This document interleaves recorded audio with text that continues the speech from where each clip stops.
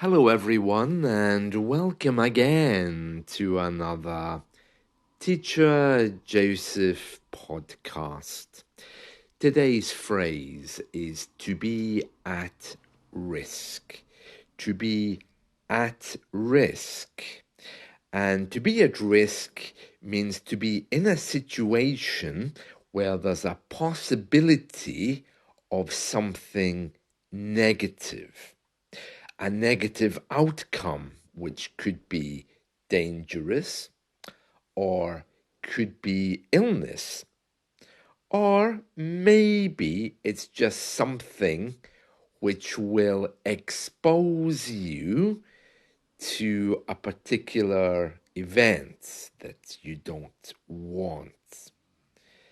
Now, just to clarify, to be at risk indicates exposure to circumstances which you may find difficult. Let's do some examples so I can explain a little bit more. It's always better when we make examples. If you don't study English, then the English that you have may be at risk. An investor putting all their money into one place is at risk of losing their whole investment. A student who is struggling with his studies is at risk of falling behind in school. A homeless person who's sleeping on the streets is at risk of catching an illness or violence or exposure to bad weather conditions. To be at risk. Now, let's just pick up for a moment on this issue of your English being at risk. For those of you who know me, I'm very into creativity. I'm very much into this idea of bringing English alive. But if you simply study grammar all the time, just to make your English good, you're missing out on the practical examples. And because of that, your English may be at risk. It becomes dry and uninteresting because you've spent your time just studying the rules about it. It's like walking around the swimming pool, reading a book about swimming, and then saying, okay, I know how to swim. But yet when you're in the water, actually doing the swimming, it's a little bit better. So, of course, with your English, if you're simply walking around the edge saying, yes, now I know how to make the present perfect, it's not really going to help you. Just picking up again on this idea of swimming, walking around the swimming pool saying, now I know how to do this particular type of swimming, the backstroke or the front stroke. It would be better if someone just pushed you into the water, and then you would learn quickly and more easily. So that's one way in which your studies could be at risk. Also, your job might be at risk if your boss tells you that the company is having problems. Now, let's look at a few examples of at risk from the media. One headline in one of our newspapers today is all about Brexit. They're saying that because of Brexit, UK drug shortages are putting lives at risk.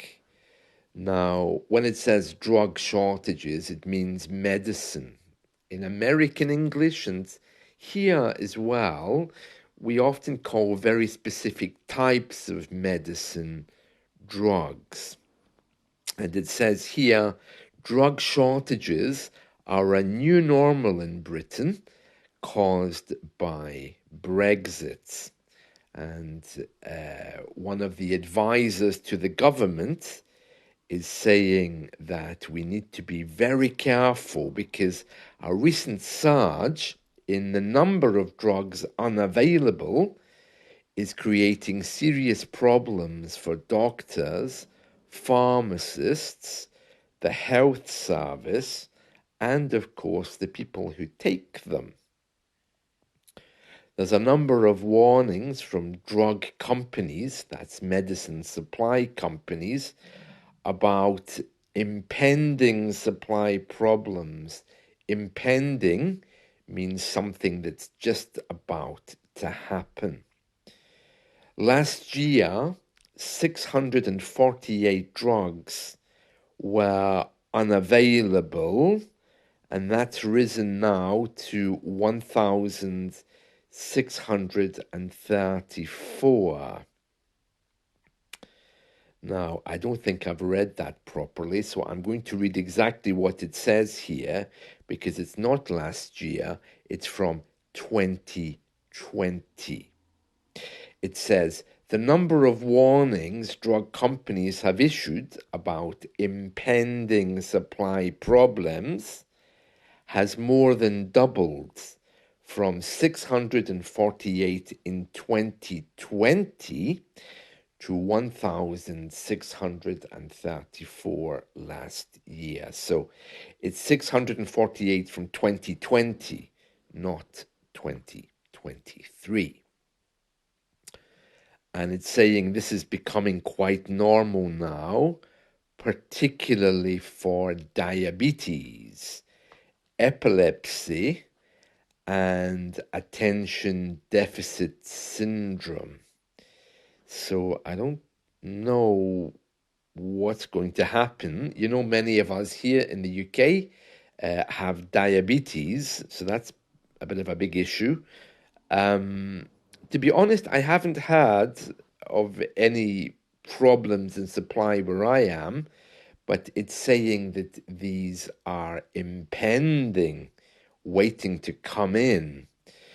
It says pharmacies have said that shortages are now a real and present danger to patients, putting their health at risk. There we are. So very interesting, very interesting. Also, if you're reading the news these days, all over the world, you know, because of war and natural disaster, lives are at risk. As I mentioned to you yesterday, the government is bringing in a new smoking law. But in complete contrast to that today, they're saying that there's a big rise in a number of younger, affluent, that just means fairly rich, not poor, female smokers. It says here the number of younger, middle class women who smoke has jumped 25% over the last decade. And they're finding that to be a little bit strange. Well, of course, they would think it's strange, wouldn't they? If they're currently trying to ban smoking, they don't realize that some people do actually like to smoke. And that's why many people are very against this new law. Apparently, Sweden is to make it easier for people to change their legal gender. That's another news story today. Well, that shouldn't put anyone at risk, I think. And another story it says here is that one of the princesses from the Netherlands, she's the heir, that means the person who's going to take power one day. It says the heir to the Dutch throne, Catharina Amelia, Princess of Orange, spent over a year in Spain as the Dutch royal family examined threats to her safety. Her life apparently was at risk. She was in some kind of danger because of the threat of kidnapping. Oh, that's interesting, isn't it? And hopefully that's given you some kind of insight into the meaning of the phrase at risk. Now, just jumping back for a moment to your English, there are different reasons why your English might be at risk. But as I was saying earlier, these days we are living in a very materialistic culture. And there is a danger that your English gets washed away in all of that. So here's just a few pointers to help you remember when you're studying, okay? So point number one, English is a language, and that means that it cannot, by default, be practiced alone. Now, I know many of you listening don't want language partners. You might not even want a teacher, but the fact remains that English can't exist alone as a language. It's designed to be shared and communicated. If you really don't want to be involved with other people, and that's quite normal these days, at least consider setting up a blog. And if you're worried about privacy, of course, you can change your name or whatever, but you really need to be trusting somebody with your English so you can see your mistakes. That's number one.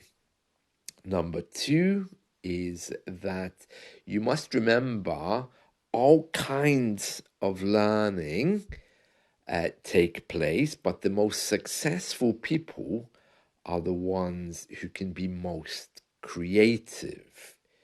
There's a strong link between creativity and learning. So, as I always say, creativity plus your passion equals the best kind of self-taught English lesson.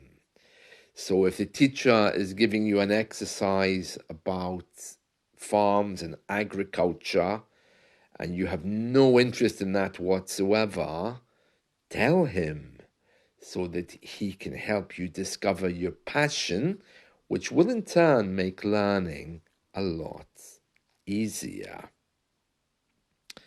Thirdly, just continuing with this idea of creativity, as I was mentioning earlier, if you think you can learn English from grammar books, it's a little bit like learning to play football by reading about it.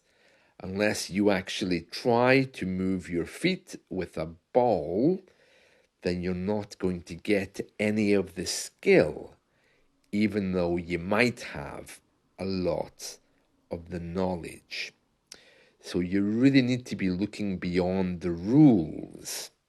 And in a society which dictates to us and throws information to us and tells us it's all we need, you need to be looking beyond that into something a little bit deeper as to how you connect with English, how you connect with English people. Because if your learning is just simply books, books, books, grammar, grammar, grammar, you're not really going to get very far with speaking. So do the opposite. Put the book away and try to spend some time with a native speaker and see how that corresponds with the knowledge that you already have. You don't want your English to be at risk at any point. That's it from me. I hope you've enjoyed this. Let's talk again soon. See you. Bye.